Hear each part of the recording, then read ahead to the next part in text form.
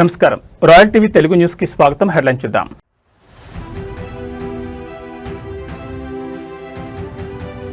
Renewals కంటే కొత్త సభ్యత్వాలే ఎక్కువ. తిరుపతి పార్లమెంటు పరిధిలో జనసేన జోరు.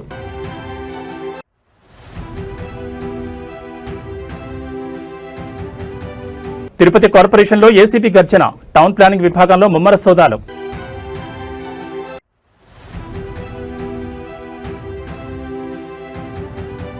కల్తీ నెయ్యి పాపం ఎవరిది? దస్త్రాలపై లోతైన విచారణ మొదలుపెట్టిన దినేష్ కుమార్ కమిషన్.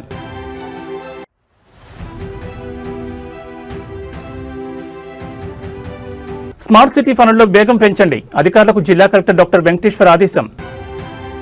ఇక వివరాలు చూస్తే జనసేన పార్టీ ప్రతిష్టాత్మకంగా చేపట్టిన ఉద్యమి క్రియాశీలక సభ్యత్వ నమోదు కార్యక్రమం ఉమ్మడి చిత్తూరు మరియు నెల్లూరు జిల్లాలో చురుగ్గా సాగుతోంది.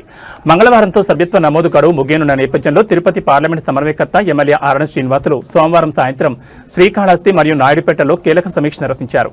నియోజకవర్గాల వారీగా అందుతున్న గణాంకాలను ఎమ్మెల్యే పరిశీలించారు. శ్రీకాళహస్తిలో ఇప్పటివరకు 4708 మంది, సత్యవేడులో 1528 మంది సభ్యత్వం తీసుకున్నట్లు నాయకులు వివరించారు. అలాగే నాయుడుపేట సమీక్షలో సూళ్లూరుపేట నియోజకవర్గం గత రికార్డును అధిగమించి 2800 సభ్యత్వాలతో ముందుండడం విశేషం. గూడూరు, సర్వేపల్లి, వెంకటగిరి నియోజకవర్గాల్లో కూడా నమోదు ప్రక్రియ ముమ్మరంగా సాగుతోంది. ఈ సందర్భంగా ఎమ్మెల్యే ఆరణి శ్రీనివాసులు మాట్లాడుతూ ఈసారి పాతవారి కన్నా కొత్తవారు ఎక్కువ మంది సభ్యత్వాలు తీసుకోవడం శుభపరిణామని అన్నారు. గడువు ముగియడానికి ఒక్కరోజే సమయం ఉన్నందున నాయకులు మరియు సాధకులు సమయం వృధా చేయకుండా ప్రతి ఇంటికి వెళ్లి గత ఏడాది కన్నా ఎక్కువ సభ్యత్వాలు నమోదు చేయాలని పిలుపునిచ్చారు. ఈ కార్యక్రమంలో తిరుపతి నగర అధ్యక్షులు రాజారెడ్డి సహా పలువురు ముఖ్య నాయకులు పాల్గొన్నారు.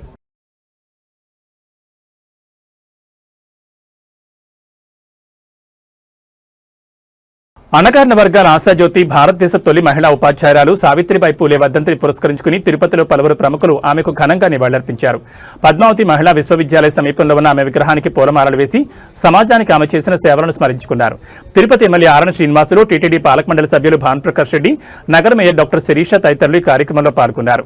ఈ సందర్భంగా ఎమ్మెల్యే ఆరణి శ్రీనివాసులు మాట్లాడుతూ విద్య ద్వారానే సమాజంలో గొప్ప మార్పును తీసుకురాగలమని, సావిత్రిబాయి పూలే గట్టిగా నమ్మారని, ఆమె ఆశయ సాధనలో ప్రతి ఒక్కరూ భాగస్వాములు కావాలని పిలుపునిచ్చారు. స్త్రీ విద్య, కుల నిర్మూలన మరియు వితంతు పునర్వివాహాల కోసం ఆమె చేసిన పోరాటం నేటి తరానికి స్ఫూర్తిదాయకమని మేయర్ శిరీష పేర్కొన్నారు. అణగారిన వర్గాల హక్కుల కోసం పోరాడిన అగ్రగామి మహిళా ఉద్యమకారిణిగా సావిత్రిబాయి పూలే పేరు చరిత్రలో స్థిరస్థాయిగా నిలిచిపోతుందని ప్రముఖులు కొనియాడారు.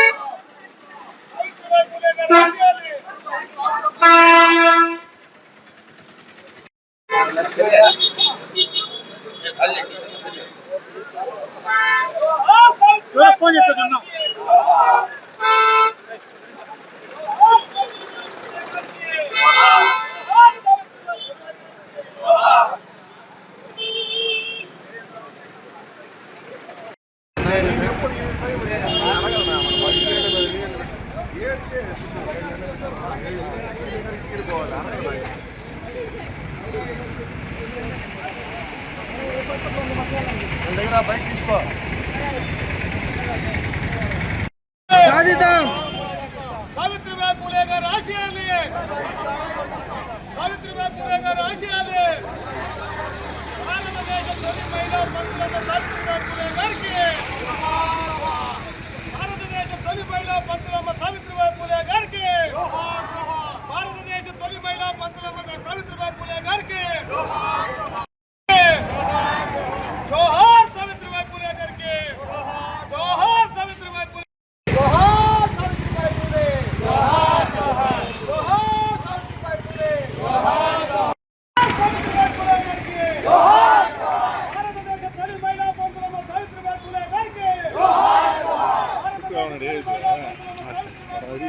కడప జిల్లాలోని పవిత్ర క్షేత్రం ఒంటిమిట్టలో వెలిసిన శ్రీ కోదండరామస్వామి ఆలయం అద్భుత శిల్ప సంపదకు నిలయంగా ప్రసిద్ధి చెందింది. ఈ ఆలయంలోని శిల్పాలు విజయనగర కాలం శిల్పకళ వైభవాన్ని స్మరింపజేస్తాయి. ముఖ్యంగా రంగమండపంలోని యాలి స్తంభాలు దర్శనార్థులను ఆకట్టుకుంటాయి. భారీ గండశిలలను యాలి స్తంభాలుగా మలచిన తీరు శిల్పుల అపూర్వ నైపుణ్యాన్ని ప్రతిబింబిస్తుంది. రాయల వంశకాలంలో నిర్మితమైన అనేక ఆలయాల్లో యాలి స్తంభాలు కనిపిస్తాయి. అయితే ఒంటిమిట్ట ఆలయంలో ఒక్కో స్తంభం మధ్యలో నిలువుగా ఖాళీ స్థలం ఉండి అందులో ఒక వ్యక్తి కూర్చోగలిగే విధంగా ఉండడం ప్రత్యేకతగా నిలుస్తుంది. రంగమండపంలోని స్తంభాలపై పురాణ కట్టాలను ప్రతిబింబించే శిల్పాలు ఎంతో అందంగా చెక్కబడి భక్తులను మంత్రముగ్ధులను చేస్తాయి. వాటిలో 2 స్తంభాలు సంప్రదాయ పేట్ర స్థాయిలో ప్రత్యేకంగా తీర్చిదిద్దబడి ఆకర్షణీయంగా నిలుస్తాయి. పురాణాల ప్రకారం త్రేతాయుగంలో శ్రీరామచంద్రుడు సీతా లక్ష్మణ సమేతుడై దండకారణ్యంలో సంచరిస్తున్న సమయంలో సీతాదేవి దప్పిక తీర్చేందుకు భూమిలోకి బాణం సంధించగా అక్కడ నీటి బుగ్గ ఉద్భవించింది. అదే నేటి ఒంటిమిట్టలోని పవిత్ర రామతీర్థంగా భావిస్తారు.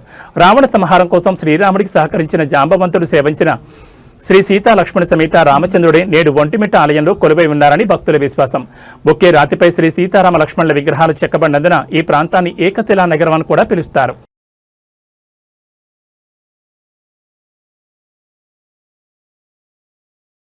తిరుపతి నగరపాలక సంస్థ కార్యాలయం వేదికగా అవినీతి తిమింగలాల వేట మొదలైంది. గత కొంతకాలంగా పట్టణ ప్రణాళిక విభాగంలో జరుగుతున్న అక్రమాలపై ఫిర్యాదులు రావడంతో ఏసీబీ అధికారులు మెరుపు దాడులు నిర్వహించారు. ఈ దాడుల్లో భారీగా అక్రమాస్తులు వెలుగు చూస్తుండటంతో నగరపాలక సంస్థలో కలకలం రేగుతోంది. తిరుపతి కార్పొరేషన్ పట్టణ ప్రణాళిక విభాగం అధికారులు నిబంధనలు తుంగలో తొక్కి భారీ భవన నిర్మాణాలకు అక్రమంగా అనుమతులు ఇస్తున్నట్లు ఏసీబీకి వరుస ఫిర్యాదులు అందాయి. దీనిపై నిఘా ఉంచిన ఏసీబీ బృందం ఈ రోజు కార్యాలయానికి చేరుకుని ఆకస్మిక సోదాలు ప్రారంభించింది. గత 2 గంటలకు పైగా కీలక ఫైళ్లను అధికారులు క్షుణ్ణంగా పరిశీలిస్తున్నారు. సోదాల్లో భాగంగా అధికారుల వద్ద ఉన్న భారీ మొత్తంలో నగదు మరియు బంగారాన్ని ఏసీబీ స్వాధీనం చేసుకున్నట్లు సమాచారం. కార్యాలయం నుంచి ఎవరిని బయటకు వెళ్లకుండా ఫోన్లను కూడా సీజ్ చేసి విచారణ కొనసాగిస్తున్నారు. ఈ సోదాలు సాయంత్రం వరకు కొనసాగే అవకాశం ఉందని తెలుస్తోంది. బాధ్యులైన అధికారులపై కఠిన చర్యలు తీసుకునే విధంగా ఏసీబీ అడుగులు వేస్తోంది.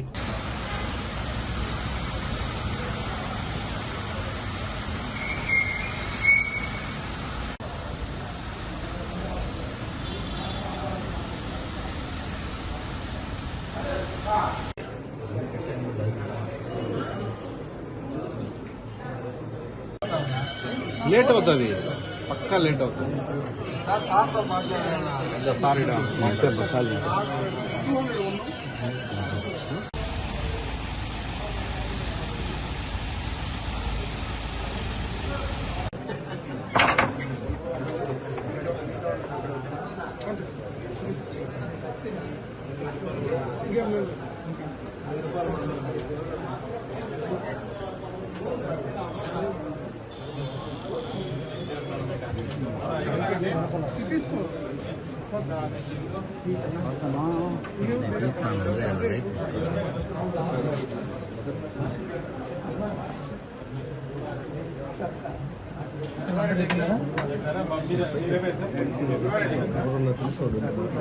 పక్క చూడు బొమ్మలో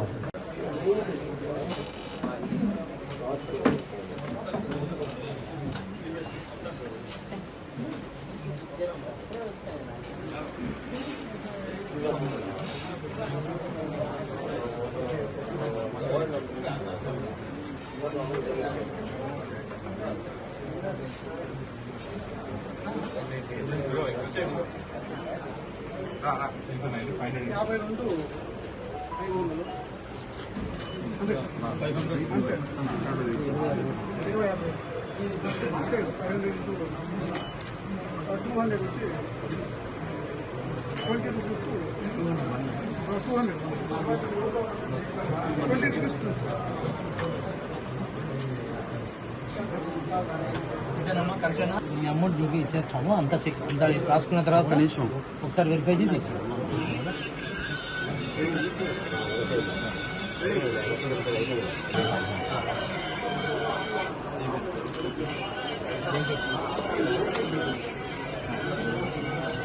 Thank you. బయట వచ్చేస్తానా అయిపోయింది 19 son of Babaji S Babaji ఇల్లు ఎక్కడ టాస్క్ ఫోర్స్ వాళ్ళు సార్ ఈ బ్యానర్స్ అంతా పెరిగే మార్నింగ్ వచ్చి ఇప్పుడు ఉన్నారు కదా రాసుకోవాలి కదా అడ్రస్ నా దగ్గరికి వచ్చిన అడ్రస్ గురు అందరూ వచ్చేస్తారు గోపాలకృష్ణ లేడు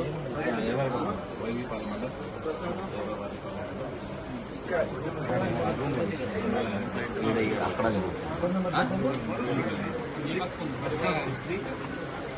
అందరూ వచ్చేసారు ఇంకా కొద్దిగా అర్థం చేసుకోండి ఇంకా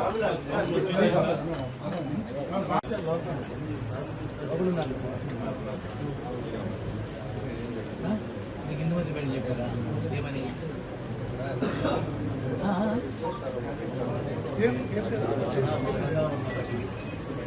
ముందు కూర్చొని ఏం చేస్తున్నాడు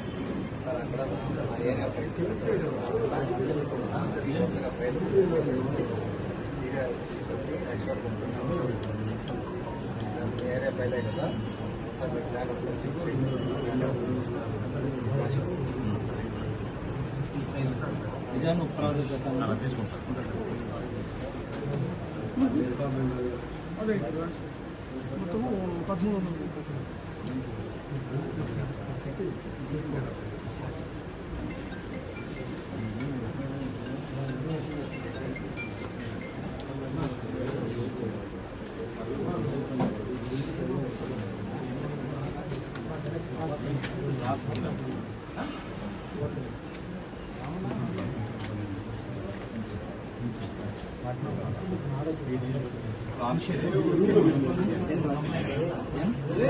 తిరుమల శ్రీవారి లడ్డూ ప్రసాదంలో వాడిన కల్తీ నెయ్యి వ్యవహారంపై విచారణ ముమ్మరమైంది. ప్రభుత్వం నియమించిన ఏకసభ్య కమిషన్ చైర్మన్ దినేష్ కుమార్ నేడు రంగంలోకి దిగి కీలక దస్త్రాలను పరిశీలిస్తున్నారు. పద్మావతి అతిగృహంలోని అనెక్స్ భవనం కేంద్రంగా ఈ విచారణ ప్రక్రియ కొనసాగుతోంది. గత వైసీపీ ప్రభుత్వ హయాంలో నెయ్యి కొనుగోలు టెండర్లో జరిగిన లోపాలు, కల్తీకి సహకరించిన అప్పటి టీటీడీ ఉన్నతాధికారులు మరియు సిబ్బందిపై కమిషన్ దృష్టి సారించింది. రానున్న 12 రోజుల పాటు వరుసగా కీలక వ్యక్తులను విచారించాలని కమిషన్ నిర్ణయించింది. ప్రధానంగా కల్తీ నెయ్యి సరఫరా చేసిన సంస్థలతో సంబంధాలున్న వ్యక్తులు కల్తీ అని తెలిసినా మౌనంగా ఉన్న సిబ్బందికి నోటీసులు జారీ చేసే అవకాశం ఉంది. ఈ విచారణలో అప్పటి టీటీడీ పాలక మండలి సభ్యుల పాత్రపై కూడా ఆసక్తికర చర్చ జరుగుతోంది.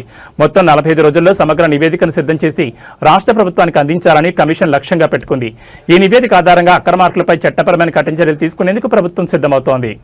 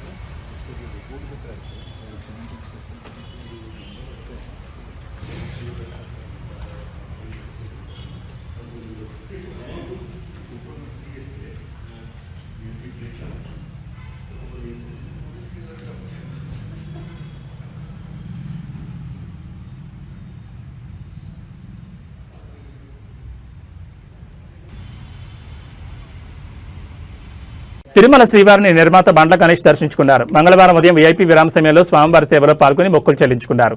దర్శనానంతరం ఆలయ రంగనాయకుల మండపంలో వేద పండితులు వేదాశీర్వచనం అందించగా ఆలయ అధికారులు శ్రీవారి తీర్థ ప్రసాదాలు అందజేసి పట్టువస్త్రంతో సత్కరించారు.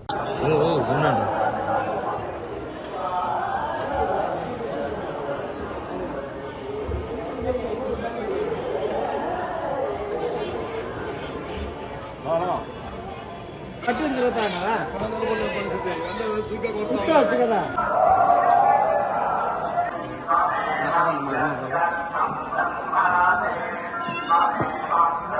మెల్లిగా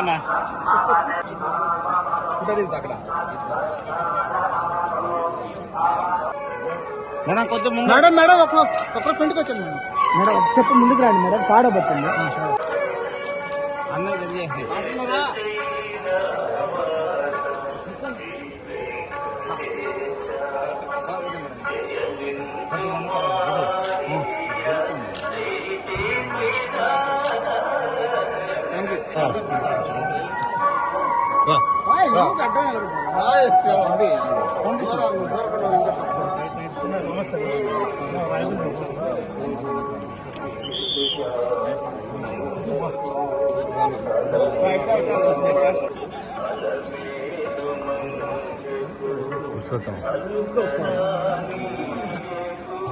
గిరి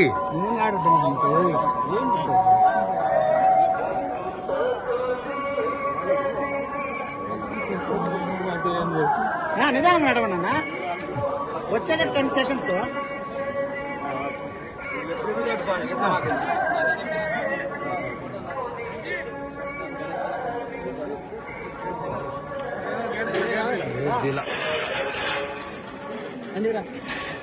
అన్న వాయిస్ మమ్మల్ని తీసుకొని రాశాక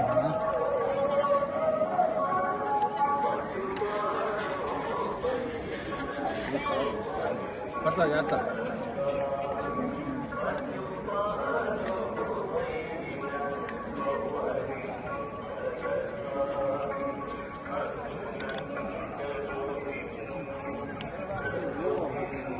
టెంపుల్ సిటీ తిరుపతి నగరంలో కేంద్ర ప్రభుత్వ నిధులతో నిర్మిస్తున్న స్మార్ట్ సిటీ ప్రాజెక్టులను త్వరగా పూర్తి చేయాలని smart city chairman collector doctor Venkateshwar అధికారులను ఆదేశించారు. Tirupati smart city corporation limited 42వ బోర్డు సమావేశం స్మార్ట్ సిటీ చైర్మన్ జిల్లా కలెక్టర్ డాక్టర్ వెంకటేశ్వర్ అధ్యక్షతన జరిగింది. తూకివాక వద్ద స్మార్ట్ సిటీ ప్రాజెక్టులో భాగంగా ఏర్పాటు చేస్తున్న 6 megawatt ground mounted solar project పనులు త్వరగా పూర్తి చేయాలని కలెక్టర్ తెలిపారు. ఇంటిగ్రేటెడ్ కమాండర్ కంట్రోల్ సెంటర్లో భాగంగా నగరంలో సీసీ కెమెరాల ఏర్పాటు పనులు త్వరగా పూర్తి చేయాలని అధికారులను ఆదేశించారు. స్మార్ట్ సిటీలో పెండింగ్ లో ఉన్న ప్రాజెక్టులను త్వరగా పూర్తి చేసేలా నిర్ణయం తీసుకున్నారు.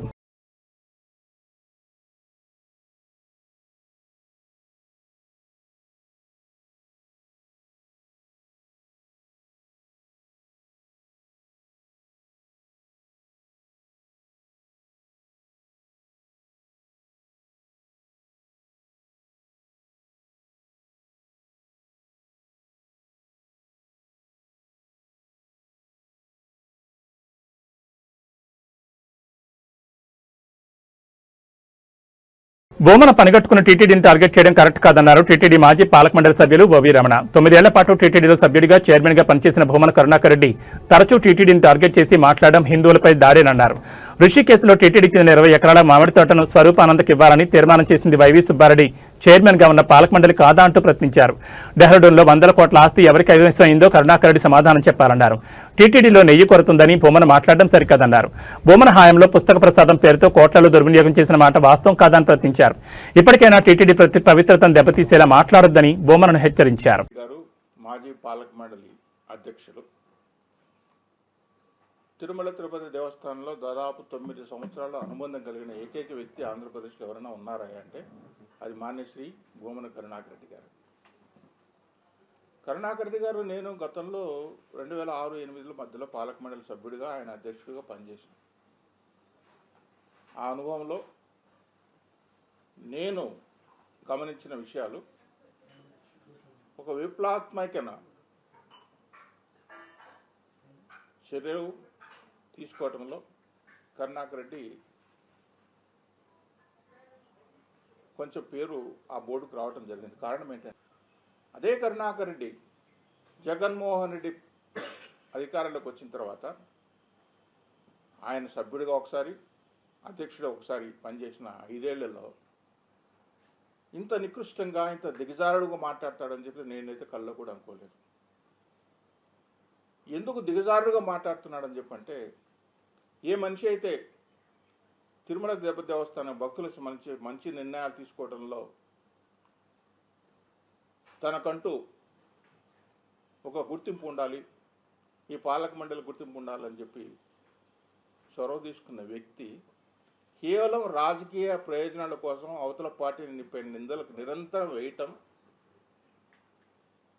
ఆ నిందలు వేసే భాగంలో తన మనస్సాక్షికి తనకు తెలిసి నేను అబద్ధం చెప్తున్నాను, ఇది తప్పు అని తెలిసినా కూడా పదే పదే పదే పదే అబద్ధాలు వెలించడము ఆయనకి ఏమాత్రం కూడా నైతిక విలువలు లేవు అని చెప్పి నేను ఇంతకుముందు కూడా మీకు చెప్పడం జరిగింది. ఇప్పుడు మళ్ళీ కూడా చెప్తున్నాను.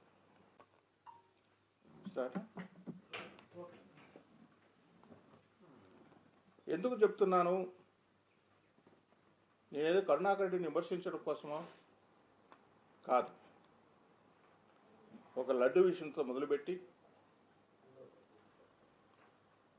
లడ్డు విషయంలో కల్తీ జరిగిందని సాక్షాత్తు దర్యాప్తు సంస్థలను తేల్చి సుప్రీంకోర్టు వారు పర్యవేక్షణలో ఉండగా మీరే ఒప్పుకొని కల్తీ జరిగిందని చెప్పి, సుబ్బారెడ్డి గారు మీరు కూడా కల్తీ జరిగిందని చెప్పి, కల్తీ జరిగింది కానీ పందికో అని చెప్పలేదు కదా, పందికో అని చెప్పారని చెప్పి అదొక నింద కంటిన్యూస్గా చేసి లేనిపోని విషయాలు ఏదో ఒక వంకర టింకర్గా ఓడిగుండికి మోకాలకు లింక్ వేసినట్టుగా, ఇప్పుడు నెయ్యి సప్లై చేస్తున్న హెరిటేజ్ సంస్థ కదా, వాళ్ళ సమ్మతం ఉంది కదా. ఒక మాట్లాడితే 9 సంవత్సరాల అనుభవం ఉన్న పాలక మండలితో సంబంధం ఉన్న వ్యక్తి మాట్లాడితే దానికి అర్థం ఉండాలి. నీ మనస్సాక్షికి నువ్వే సమాధానం చెప్పుకోవాలి, మీరే సమాధానం చెప్పుకోవాలి. హెరిటేజ్ సంస్థకు దీనికి సంబంధం లేదు. హెరిటేజ్ అనే సంస్థ ఇందాపూర్ డైరీకి వాళ్ళ దగ్గర కోప్యాక్ చేసుకుంటున్నారు. అది ప్రతి డైరీ చేసే పని వాళ్ళు చేసుకుంటున్నారు. అది నెయ్యి కాదు, వాళ్ళకు కావాల్సిన కొన్ని మిల్క్ పౌడరు, ఐస్ క్రీమ్స్, తర్వాత యూఓసి టెట్రాప్యాక్ మిల్క్ కొన్ని వాళ్ళకి కావాల్సినవి చేసుకోవడం సహజం. అది ఈ డైరీనే కాదు, KMF లాంటి సంస్థ చేసుకుంటుంది, అమూల్ చేసుకుంటుంది, బ్రిటానియా చేసుకుంటుంది, క్యాడ్బరీ చేసుకుంటుంది, నెస్లే చేసుకుంటుంది. ఇలా మిల్క్ ప్రోడక్ట్స్తో సంబంధం ఉన్న ప్రతి కంపెనీ కూడా ఒక కంపెనీ ఒక డైరీకి అందుబాటులో ఉంటే చేసుకోవడం సహజం. హెరిటేజ్ గురించి మాట్లాడుతూ హెరిటేజ్ సంబంధం ఉంది, హెరిటేజ్ సప్లై చేస్తున్నారు. ఎప్పుడో మిల్క్ పౌడర్ సప్లై చేశారంట 2004లో. సప్లై చేసిండొచ్చు, నేరమా? అదేదో నేరంగా ఇప్పుడేదో తిరుమల తిరుపతి దేవస్థానం ఒక అపిత్రమైన కార్యం చేసినట్లు, మీరేదో శోధించి పట్టినట్టు, దాన్ని కొన్ని కోట్ల కుంభకోణం జరుగుతున్నట్లు అవన్నీ మాట్లాడటం సమంజసిన విషయం. నిత్యం గురించి మాట్లాడటం. మొన్నటిదాకా తీసుకొచ్చావు, వాడెవడో బిర్యానీ తిన్నాడన్నావు, వాళ్ళు ఎవరు చెప్పులు వేసుకుని పోయారన్నావు, అక్కడ ఎవడో నమాజ్ చేశాడని చెప్పన్నావు,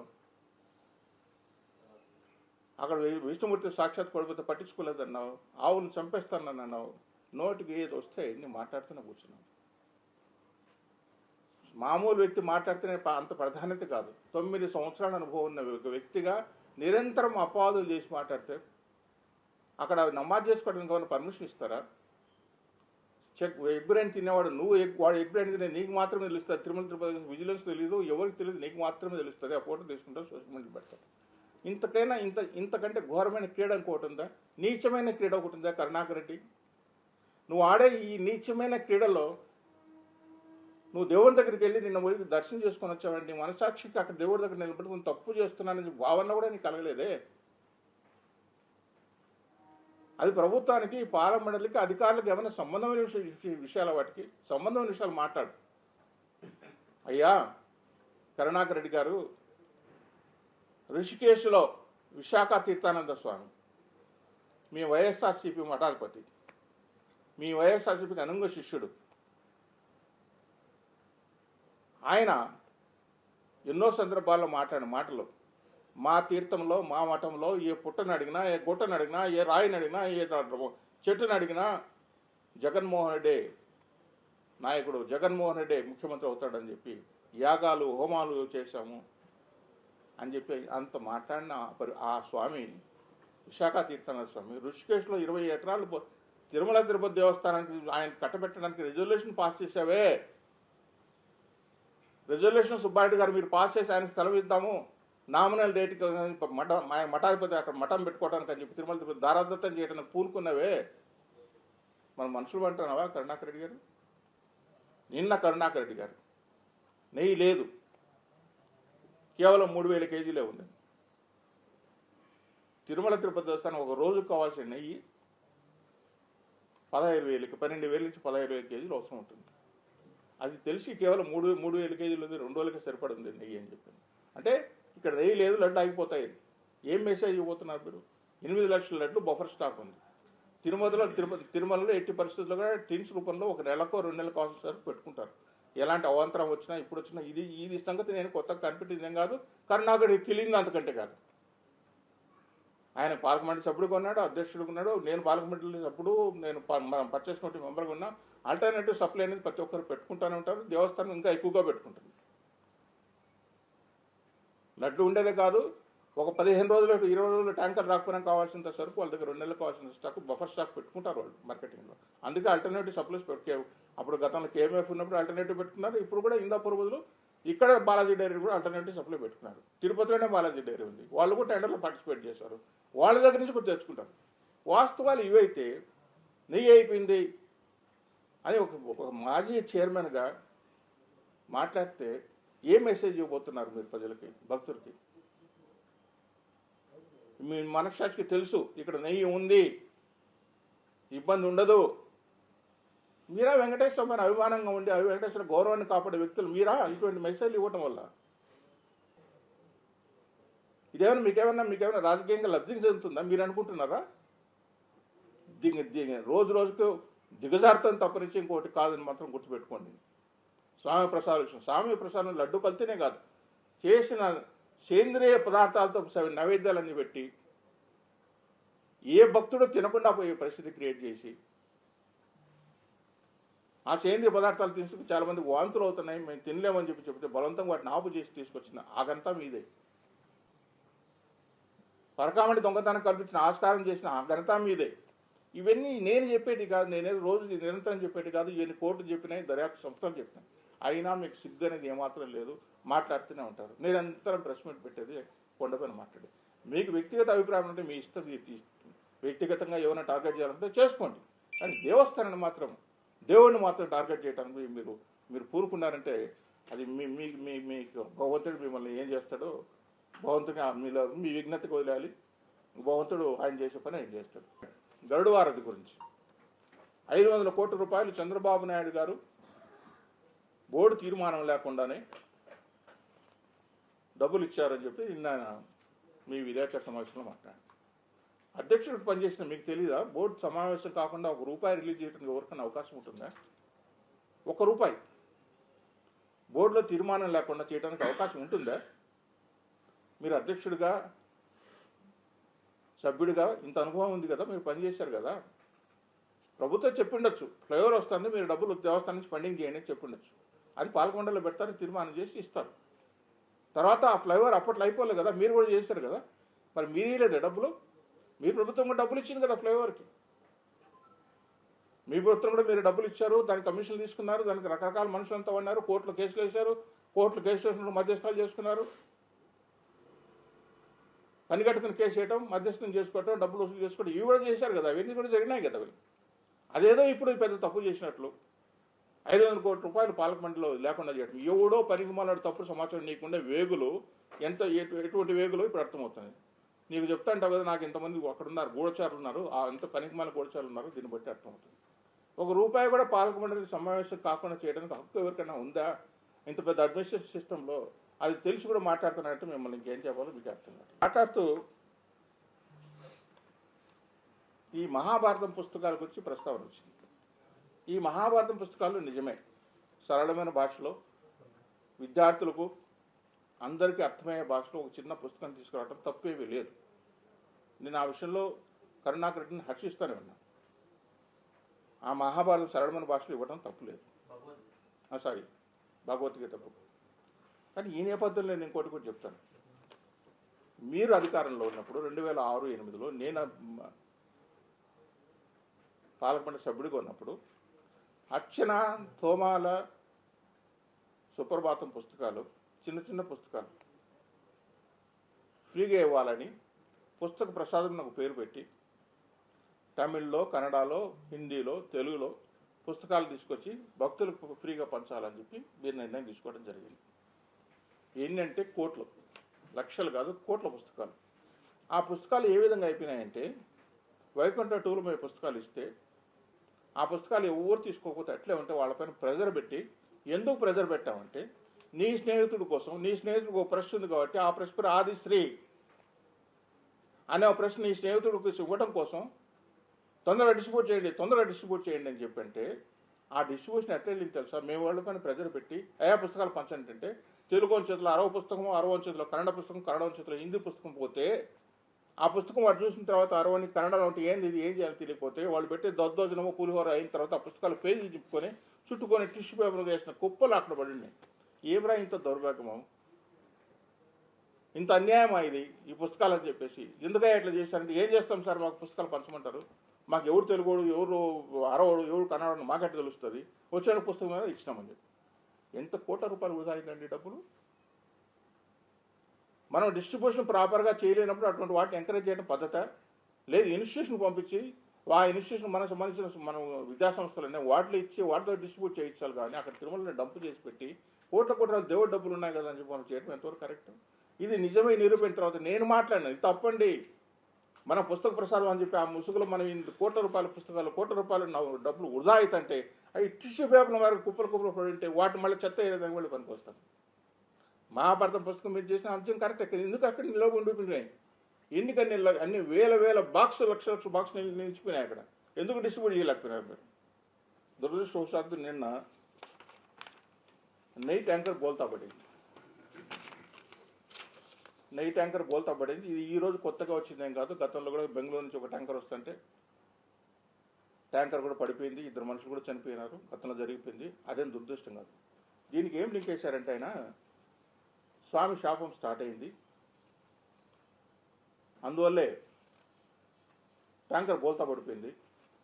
ఇక్కడ మానవత్వం ఏ మనిషి అయినా కూడా 2 మనుషులు డ్రైవరు క్లీనర్ ప్రమాదకరమైన పరిస్థితులు ఉంటే చౌబుత్తు ముందు కొట్టుకుంటా అంటే ప్రజలు కూడా ఇది దేవస్థానం పోయే నెయ్యి అని టీటీ రాస్తే కూడా వాళ్ళను కనీసం ప్రాణాలు కాపాడాలని మానవత్వం కూడా ఏ ఒక్కరికి లేకపోగా ఆ నెయ్యిని దొంగలించుకొని బిందెలు పాత్రలు చెంబులు గ్లాసులు తీసుకుని పోతున్నప్పుడు కొంచెం మనసు ఇదైపోయింది. అరే 2 చౌబుతులు ఉన్నారు, వాళ్ళని ప్రాణాలు కాపాడతామని అనే ఆలోచన లేకుండా మానవత్వం ఏ స్థాయికి వెళ్ళిద్దాన్ని. సరే, ఈయన ఇదొక అపశకనము, తిరుమలలో ఈ అపవిత్రత కార్యాలు ఎక్కువైపోయినాయి కాబట్టి ఇటువంటివి జరుగుతున్నాయని చెప్పి ఆయన అన్నప్పుడు, మరి మీరు అధ్యక్షుడు ఉన్నప్పుడు తిరుమలలో 40 షాపింగ్ కాంప్లెక్స్ ఏకంగా తగలబడిపోయాయే. సాక్షాత్ తిరుమలలో 40 షాపింగ్ కాంప్లెక్స్, 40 షాపులు వాళ్ళ ఆస్తి మొత్తం బజార్న పడిపోయి రోడ్డు పైన పడిపోయినారు కదా. మరి దాన్ని ఏమనాలి? మీరు చేసిన అరాజకాలకు మూలం అని చెప్తామా? అది ప్రకృతి వైపరీత్యం జరిగింది, దేవుడు పట్టించుకోలేదు, ఇంత రాజకీయాలు చేస్తే పని లేదు. ఇవి కాదు కరుణాకర్ రెడ్డి గారు మాట్లాడాల్సింది. తప్పులుంటే తప్పులుగా ప్రతిదానికి రాజకీయ కోణంగా తిరుమల గురించి మాట్లాడేది. నిత్యం మీరు మీడియాలో ఉంటారు, తిరుమల తీసుకునే ముఖ్యమంత్రిని పార్టీని మనం ఏదో వాళ్ళు ఎక్కడ పెట్టచ్చు అనే అభిప్రాయం మీలో కలగటం అనేది మంచి ఆలోచన కాదు. ఎవరు అధికారంలో ఉంటే వాళ్ళ సామాజిక వర్గానికి రిజర్వేషన్ కాదు ఇది. మీరు మీ పరిపాలన అంటే మీ సామాజిక వర్గానికి, ఇంకొకరు పరిపాలన అంటే ఆ సామాజిక వర్గం రిజర్వేషన్ చేయండి, లేకపోతే డిక్లేర్ చేయండి. మేము అధికారంలో ఉంటే మా సామాజిక వర్గానికి పోస్తామని చెప్పి డిక్లేర్ చేయండి. ఇప్పుడు ఏదో వస్తున్నాయి, ఇప్పుడుండే ఆయన దగ్గర చైర్మన్ రాజీనామా తీసుకుంటారని, కొత్త చైర్మన్ ఇంకోరు వస్తారని, ఆయన వాళ్ళ సామాజిక వర్గం అని, వాళ్ళ నేపథ్యం కూడా చూడండి, వాళ్ళ గతంలో ఎట్లా పనిచేశారో కూడా చూడండి, దేవస్థానానికి ఏ విధంగా వాళ్ళు కొల్లగొట్టారో ఉద్ధరించారో కూడా మీకు తెలుసుకొని చేయండి. ఇది రిజర్వేషన్ మాత్రం చేయబాకండి. తిరుపతి దేవస్థానం మీరు అనుకోండి, మీకు రాజకీయ ప్రయోజనాల కోసమో, రాజకీయ చిన్న అవసరాల కోసమో, మీ వ్యక్తిగత ప్రయోజనాల కోసమో ఏదో తీసుకుని తప్పుడు నిర్ణయాలు చేస్తే ఇట్లాగే ఉంటుంది. ఈ పాలక మండలి ఇప్పుడు ఈవేళ 2 సంవత్సరాల క్రితం ఇంతవరకు ప్రక్షాళన చెప్పి పెడుతూ ఏం చేసాం, వాళ్ళు చేసిన పనులే ఇవాళ కంటిన్యూ చేస్తున్నాం. ఆ రోజు ప్రక్షాళన చెప్పి మాట్లాడడం, ఈ రోజుకి ఏమన్నా ప్రక్షాళన జరిగింది అవే జరుగుతున్నాయి. ఏవైతే మనకి వస్తాను రద్దు చేస్తామని శ్రీవాణి కానీ, వైకుంఠ ఏకాదశి దర్శనాలు కానీ, ఎన్నో మహాలఘు కానీ అన్నీ చెప్పినట్టు అన్నీ కంటిన్యూ అవుతూనే ఉన్నాయి కదా. ఏం ప్రక్షాళన చేసాం మనము? ఇవి కూడా భక్తులు ఆలోచిస్తున్నారు కదా. ఈ బులెటిన్ విశేషాలు మరో బులెటిన్లో మళ్ళీ కలుసుకుందాం. నమస్కారం.